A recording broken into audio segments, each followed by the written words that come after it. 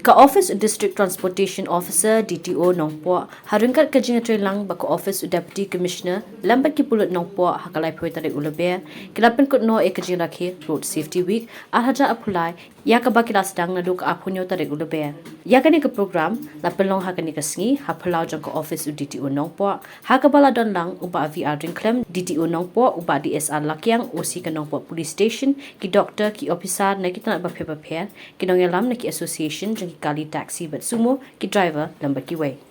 Propak ini mostly kena student college and school. Jadi ikut jangan pergi dari jangan nanti. Perkembangan ini terpaksa bagai helmet terutama.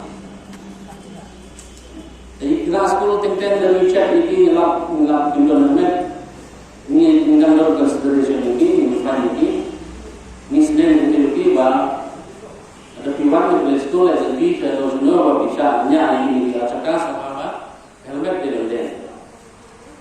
Kemudian kata di sekolah, pada sekolah nilai ada lagi citi mang di sekolah. Bagi makin tepat di sekolah tiba piwang di sekolah di dalam helmet. Kemudian kan helmet license beragama, pembakaran license soal ongi berlicense ikut tiba.